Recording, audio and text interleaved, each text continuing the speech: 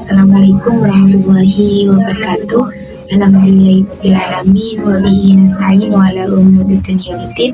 Wassalatu wassalamu ala asyrafil anbiya'i wal mursalin sayyidina wa nabiyyina Muhammadin sallallahu alaihi wasallam ajma'in.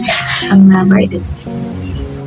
Yang kami muliakan pengasuh Pondok Pesantren Zainul Hasan Diko, yakni Al-Mukarram wal Mu'azzam Kiai Haji Muhammad Hasan Mutawakkil 'ala Allah, dan yang kami ta'zimi Bapak Rektor Universitas Islam Zainul Hasan Diko, yakni Bapak Dr. Abdul Aziz Wahab, dan yang kami hormati Bapak Kaprodi PGMI, yakni Bapak Firdaus Ainul Yakin MPD, dan tak lupa pula dosen pengampu kami, yaitu Bapak Chairul Anwar MPD. Baik, perkenalkan, nama saya Qurratul Uyun. Di sini saya perwakilan dari kelompok pertama yang akan menyampaikan tentang urgensi dan tujuan studi Islam, serta pengertian studi Islam, urgensi studi Islam, dan tujuan studi Islam.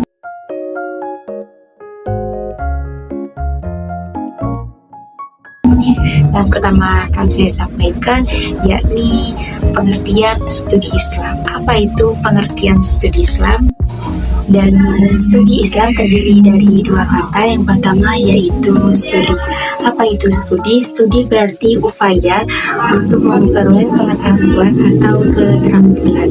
Dan Islam secara etimologis berasal dari kata Islam, yaitu keselamatan dan kesejahteraan. Dan secara etimologis, para ulama mendefinisikan bahwa Islam adalah wahyu yang diturunkan kepada Nabi Muhammad untuk disampaikan kepada umat Islam, baik secara individu maupun secara keseluruhan. Mungkin hanya itu saja yang bisa saya sampaikan, dan selebihnya akan dilanjutkan oleh pemateri kedua, yakni Ahmad Fatihil Millah. Kepadanya, persilakan.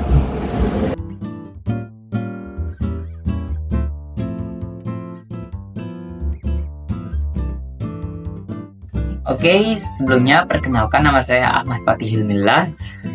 Saya berasal dari Prodi PGMI, dan sekarang saya akan melanjutkan pemaparan materi yang telah disampaikan oleh rekan saya, Mbak Qurratul Uyun, mengenai pengertian studi Islam. Nah, sekarang saya akan menjelaskan mengenai urgensi studi Islam. Dalam konteks budaya, agama merupakan bagian dari kebudayaan universal. Sebuah prinsip fungsional menyatakan bahwa suatu yang tidak memiliki fungsi akan hilang dengan sendirinya. Oleh karena itu, Islam telah menunjukkan eksistensinya yang kuat. Hal ini menunjukkan bahwa agama memiliki berbagai fungsi penting dalam masyarakat. Oleh karena itu, studi Islam perlu terbuka agar bisa berkembang, beradaptasi dengan dunia modern, dan merespon tantangan zaman. Oke, jadi dari penjelasan sebelumnya, kita bisa di perumpamaan seperti halnya sebuah pohon. Bayangkan sebuah pohon besar yang hidup di tengah padang pasir. Pohon ini bertahan hidup karena akarnya yang kuat dan dalam. Sama halnya dengan agama, khususnya Islam. Ia terus bertahan selama ribuan tahun karena fungsinya penting dalam kehidupan manusia. Dan sekarang kita akan melihat lebih dalam mengapa mempelajari Islam itu penting untuk kita di masa modern seperti saat ini. Oke, yang poin pertama adalah umat Islam dalam krisis. Saat ini umat Islam berada dalam kondisi lemah secara sosial dan budaya. Mereka tidak boleh terjebak dalam nostalgia kejayaan masa lalu tanpa mempersiapkan diri untuk masa depan. Studi Islam perlu berperan dalam pembaruan pemikiran berdasarkan Al-Quran dan As-Sunnah, agar umat Islam mampu menghadapi tantangan zaman modern. Nah, kita sering mendengarkan cerita tentang kejayaan Islam di masa lalu. Tapi, apa yang terjadi sekarang? Mengapa umat Islam tampak tertinggal dalam hal sosial, ekonomi, dan budaya? Nah, jangan sampai kita hanya terjebak dalam nostalgia kejayaan seperti yang dikatakan di sini, tanpa mempersiapkan diri untuk masa depan. Jadi, studi Islam penting karena dari sana kita bisa memperbarui cara berpikir kita dengan tetap merujuk pada Al-Quran dan hadis untuk menghadapi tantangan zaman modern seperti itu. Dan yang selanjutnya, Yang kedua, di sini ada peradaban Islam dalam krisis. Perkembangan iptek membuat dunia saling bergantung, namun manusia justru kehilangan nilai-nilai kemanusiaan. Islam sebagai rahmat bagi semesta memiliki ajaran yang dapat menyelamatkan umat manusia. Studi Islam harus menggali kembali ajaran-ajaran ini agar bisa memberikan solusi bagi masalah modern. Nah, kita semua tahu teknologi berkembang sangat pesat saat ini. Kita punya internet, kecerdasan buatan ataupun AI, dan banyak penemuan yang baru. Tapi apa yang kita lihat di sekitarnya, nilai-nilai kemanusiaan tampak hilang. Banyak orang merasa kesepian, stres, dan terisolasi. Meskipun kita lebih terhubung secara teknologi. Nah, disinilah Islam punya peran penting. Sebagai agama penuh rahmat bagi semesta, Islam punya ajaran yang bisa menyelamatkan manusia dari krisis ini. Studi Islam bukan hanya mempelajari masa lalu, tapi juga menggali solusi dari ajaran yang bisa kita terapkan hari ini. Jadi kesimpulan dari seluruh materi yang telah saya sampaikan sebelumnya, Islam itu dinamis, selalu bisa beradaptasi dengan zaman. Studi Islam harus tetap terbuka dan berkembang. Dengan begitu, kita bisa merespon perubahan dunia yang tetap relevan di tengah arus modernisasi seperti saat ini. Jadi tugas kita bukan hanya belajar sejarah Islam, tapi juga bagaimana kita bisa mengambil hikmah dari ajaran Islam untuk menghadapi tantangan masa depan, seperti itu. Oke, sekian penjelasan dari saya mengenai materi urgensi studi Islam. Dan materi selanjutnya akan dilanjutkan oleh rekan saya, yakni Mbak Afarina Aprilia. Kepada yang bertugas, dipersilahkan.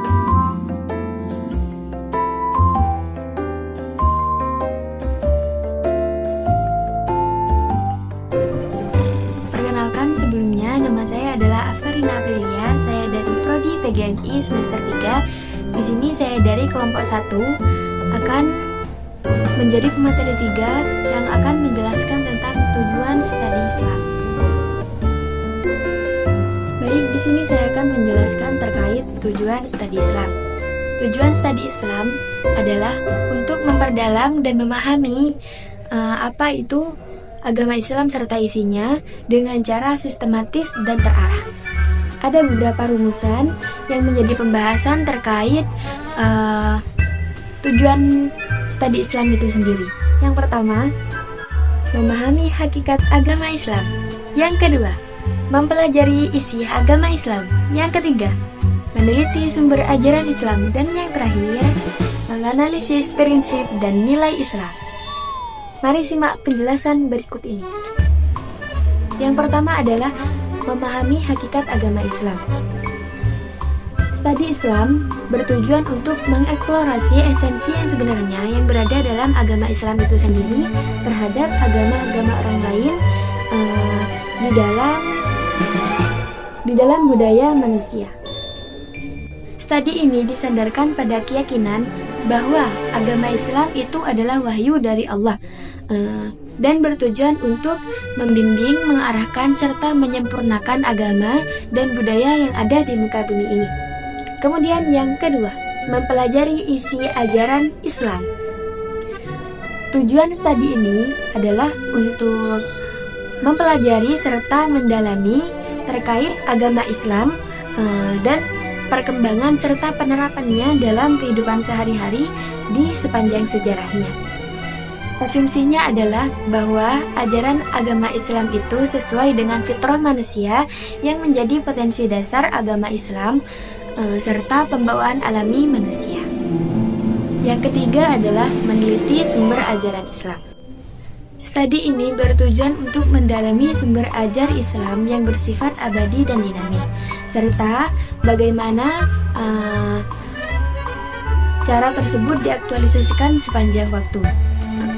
Asumsinya adalah agama Islam sebagai agama terakhir dan untuk menjadi solusi atau jawaban atas segala permasalahan yang terjadi di dunia saat ini atau di akhir zaman.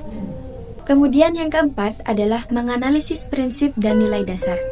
Tujuan studi ini adalah untuk menganalisis prinsip serta bagaimana prinsip-prinsip tersebut dilaksanakan pada era modern seperti saat ini untuk menghadapi tantangan peradaban serta perubahan yang terjadi di era modern seperti saat ini. tadi ini berasumsi bahwa agama Islam sebagai rahmatan lil alamin yang memiliki sifat universal,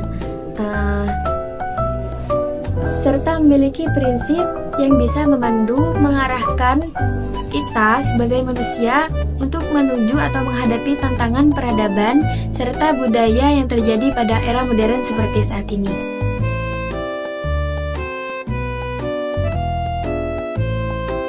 Mungkin itu saja yang bisa kami sampaikan dari kelompok 1. Kurang lebihnya mohon maaf. Ihdinas siratal mustaqim. Wassalamualaikum warahmatullahi wabarakatuh.